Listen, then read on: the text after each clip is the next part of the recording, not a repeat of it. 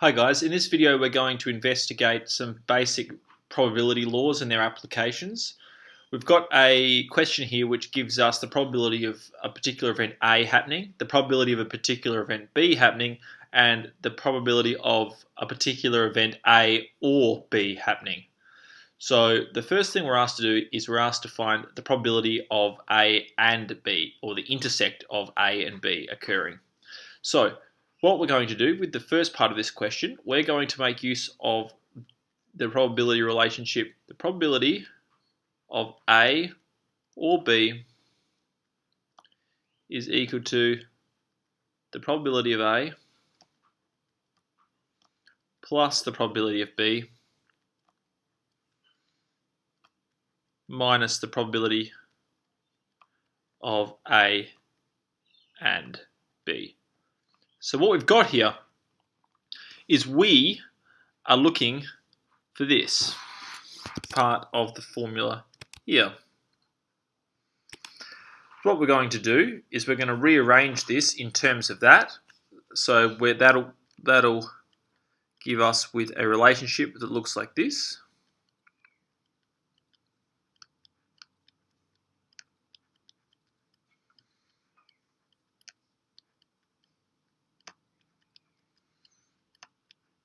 So basically, if you are aware of this relationship, it becomes a simple plug the numbers in from the question problem. So this is going to be equal to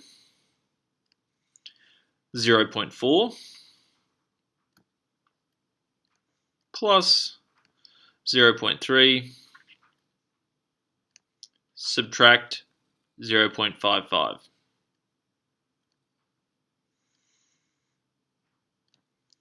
And this leaves us with 0.7 take 0.55 is 0.15. Cool. So that's the answer to the first one. So I'll just make a little. Now let's continue with the second. We have B. So this one here is, what this means is the probability of A given that it's in B. So this one here is a given problem. And so this one here was an AND. This is a given, and C was also a given.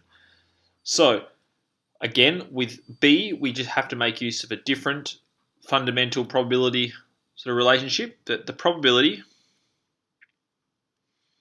of A given that it's in B is equal to the probability of A and B, or the probability that the event of A and B occurs, divided by the probability that event B occurs.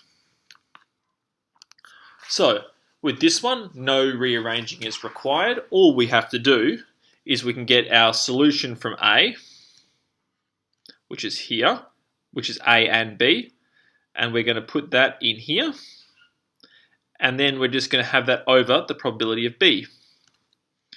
So this is going to be equal to 0.15 divided by the probability of B, which from the top of the page is 0.3. Now we can simplify this fraction to 1 over 2, or 0.5. So that's the solution to part B. Now on to part C.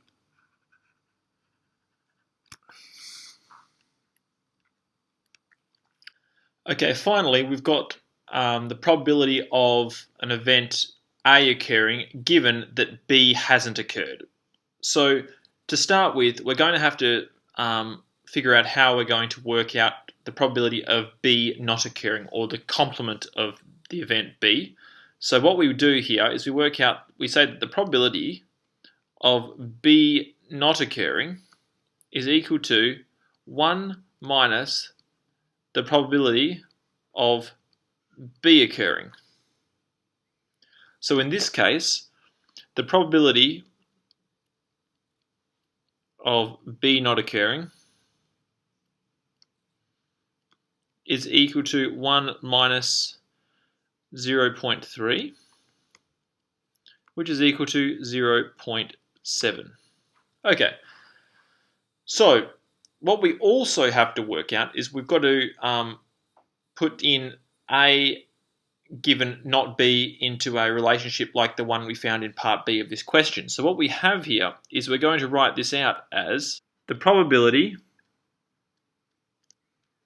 of A given that B hasn't occurred is going to be equal to the probability of A and not B occurring, all divided by the probability that B hasn't occurred.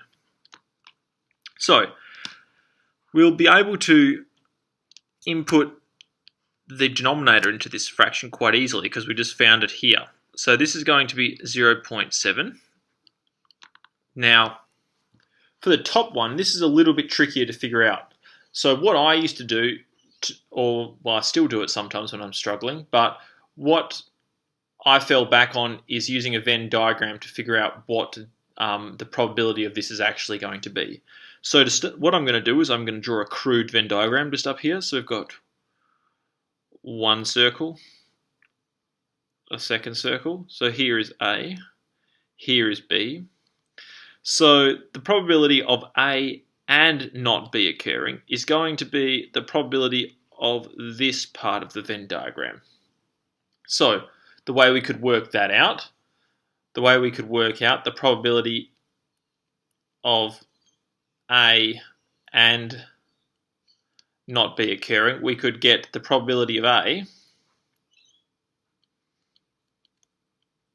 and subtract the probability of A and B, which is going to be equal to the probability of A, which is 0.4, subtract the probability of A and B occurring, which is 0.15. We got that from part A of the question.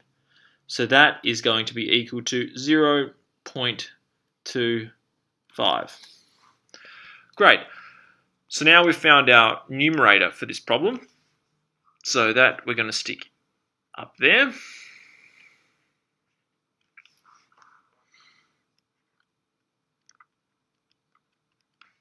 So finally, we can say that the probability of A given not B is equal to 0.25 divided by 0.7, which we can simplify down to 5 over 14. So I hope that brief application of these three different probability relationships has helped see what their uses are, and I'll see you again here next time.